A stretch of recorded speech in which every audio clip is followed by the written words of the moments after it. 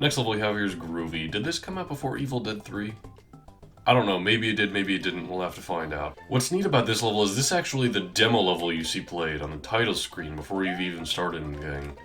That's always neat when that's available in some sort of way, but it does go beyond what you normally could see. I don't think you can actually watch the demo beat the level, but maybe I'm wrong. I just never really stick around for it.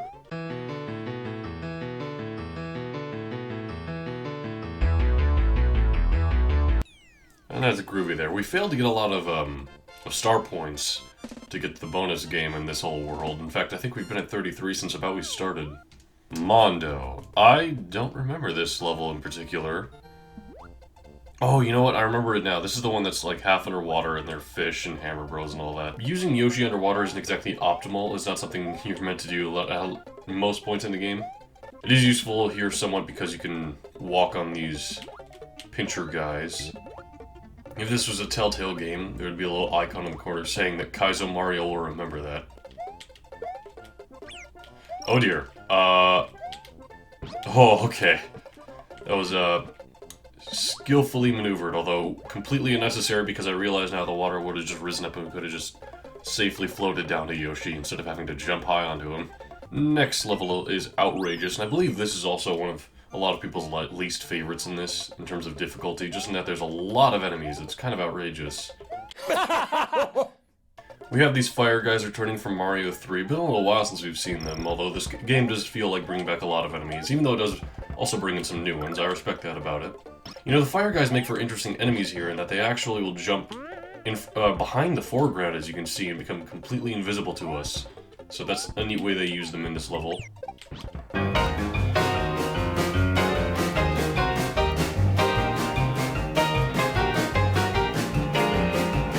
I mean, the amount of bullet bills in this level, combined with, you know, their position and where they shoot, when they shoot. Why did I get a 1-up there? I don't have a Yoshi with me. Is it because he's all the way back there? I had to leave him to make a jump. Alright. Looks like we're still just going in with just Mario.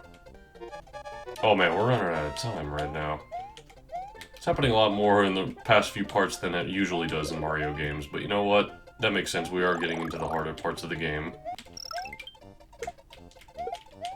Just completely unintentionally got all of the Yoshi coins there, but alright. Okay, Outrageous. That level took a while, but we made it through. The last level we have here is Funky, and this one's a really neat level. It has a unique gimmick in that there are these fruit here, which add to the timer, I believe, or something like that. I don't completely remember the gimmick, and I don't think I'll be able to utilize it much, seeing as how I don't really have a Yoshi with me right now. Maybe I'll get him at some point. I don't know, if I never get to show off the gimmick with this level, future Jockey, do you think you can do it for me? How am I supposed to get the Yoshi up there? Hold on, that's just a tease. Oh dear.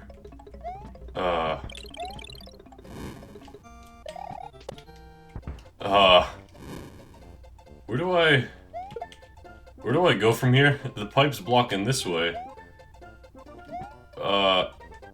Where do I think I'm supposed to spin jump down here, but I don't have a mushroom. And there's none way back in the level. I'm running out of time. You know what, forget it. Let's just die and redo the level.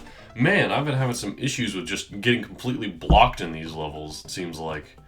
Now, when we go this way, we apparently cannot lose our mushroom, otherwise we'll just not be able to make it through. Stay away from his fire. Get him. There we go, okay. Is that really the only way we can get through? I mean, I suppose if we have, like, a Yoshi or something, we can fly over that whole contraption. Excuse me, sir, I really need to get to the end of the level if you just... There we go. Uh-oh, we're running out of time.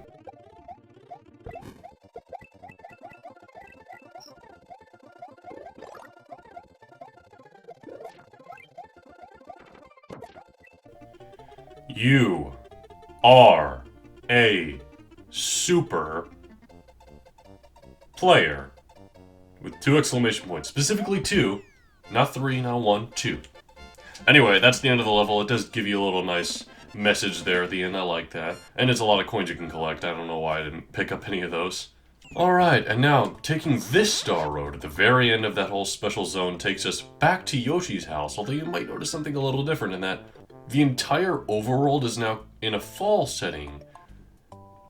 That's not the only difference either. If we go ahead and head into one of these levels, let's just go into, say, Yoshi's Island 1, you will find that a lot of the enemies look completely different. Unfortunately, it doesn't change the aesthetic inside the levels, like, it's still very much spring in here, and for some reason these T-Rex guys look exactly the same. But if we go ahead and find... Yeah, look at that.